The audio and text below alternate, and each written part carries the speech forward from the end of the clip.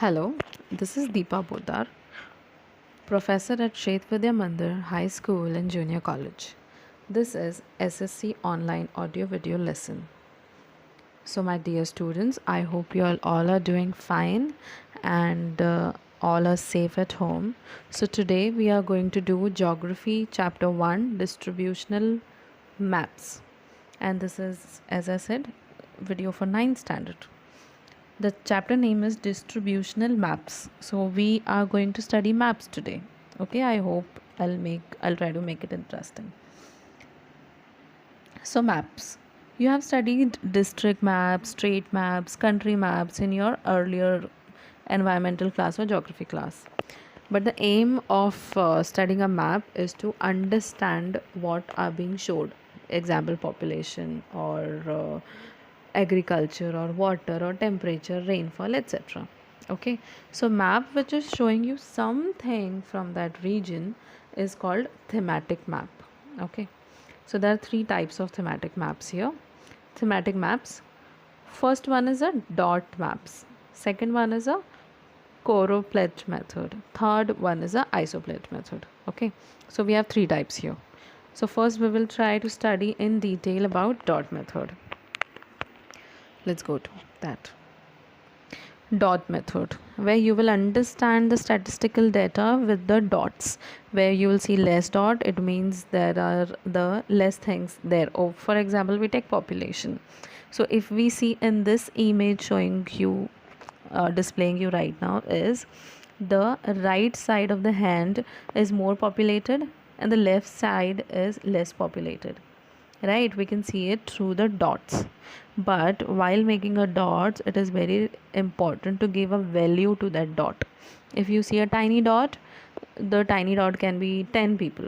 Okay, so in one box, if you see there is only one dot, it means in that area only 10 people lives, right? So this is how it is very important to give a number to the dots. The next one is choropleth method. So in choropleth method, the data regards to the geographical variable is shown by the shades of the color, or we can see tints of various color. So on the display I showed you green color. So can you see very light green? Then the shade is increasing in color and increasing more and being dark green, right? We can also show it by pink color or black and white color or any tint color. Give a layer of 5 to 7, because if you raise the classes, the colors will be very confusing, right? So we can just choose 5 different colors and have a study towards it. For example, if I say the darkest color of the map that I'm showing is the color which has a lot of agriculture in there, right? So we can see it and it is very visible, and it is a very easiest way. Also, if we do not increase the color, then it is easiest.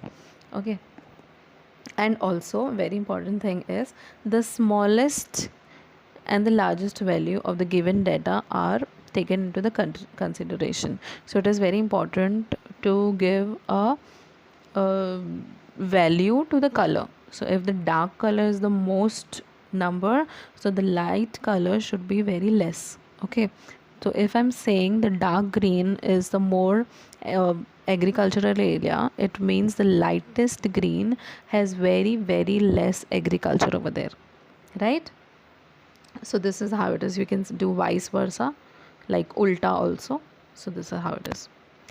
The next one is isopleth method. So in this chapter we are going to study only 3 methods, because I don't want to confuse you more as in the textbook also. Isopleth method means where we are studying the area by using a lines. Okay, there are colors also, but that's okay, we can use the lines also. I'm showing you the picture with the lines and a color also. So if I'm saying that in between orange, then yellow, then it is going to blue and dark blue. It can also be a temperature of a sea, okay, a ocean, or we can say the wind. Okay, So in between there are very huge winds, and it is spreading with the lines that is called isolines, and it is spreading out and decreasing the speed of the wind, and it is also spreading out. Or else, example I'll give you of rain. Okay, so the darkest blue color is where we have lots of rain. Then it is increasing and decreasing. I'm sorry. And then it is decreasing and decreasing. And this is how we can understand it through the isolines. I'll try to give you more information about it. When the distribution of a variable is continuous, the isoplate method is used to show its distribution. Now always remember, isoplate is always used for altitude, temperature, rainfall, etc. Now altitude means the height of the surface from the surface, height of the mountain or any heighted thing from the surface. For example, if you're climbing a mountain, then how much above you reach, so we can check it through the altitude. Okay, now the next one is choropleth method. I am showing you the differentiate between so that you will try to understand more about it. First point is the data from different geographical variable is represented by either the shades of the same color or different color. So as I told you, we can use any color to show the variable. The next one is the data from the variable under study is demarcated by isolines. So can you see the isolines here? There are lines over there, right? Those are called isolines. So isolines, the place having the same values. Continuous or varied data can be used for mapping. Only continuous data is used. So we can use only continuous data, for example rainfall, or we can say temperature, which we get continuous data. Okay. Now next point is smallest and largest value is given data used to classify the data range into acceptable classes. As I told you, value should be given to one class. Places having same data value determined the drawing of isolines. The range is determined by the difference in these isolines. So the gap in between the isolines can be given as a difference, like how much there is a difference.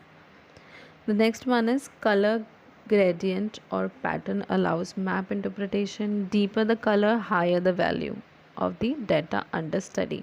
As I showed you in that image, choropleth method, the darker color will have a greatest value, right? Now here, the placement of lines allow map interpretation. Closer the isolation, steeper the data distribution.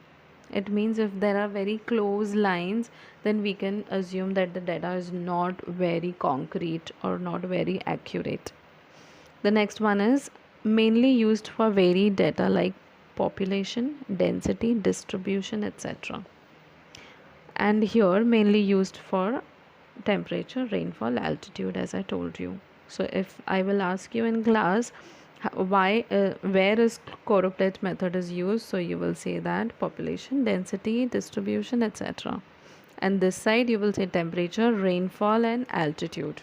Okay, so this is very important. I will suggest you to please write it down in your notebook and try to remember this point at least. And you can also write in an answer. So if I am asking you only choropleth method, so write the left hand side, and if I am asking you isopleth method, write the left hand side.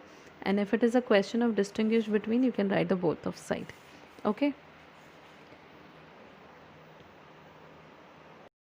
so here let's discuss one map, and you can also guess the answer and I will try to correct you.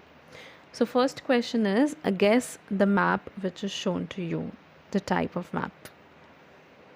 As we have a tinted color, yes, it is a choropleth method map because we can see the shades are different.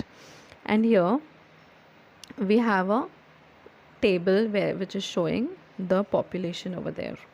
So the map name is Amravati district, density of population, how the population is distributed, right? So if I would ask you that which is the place which has a very less people, so can we guess?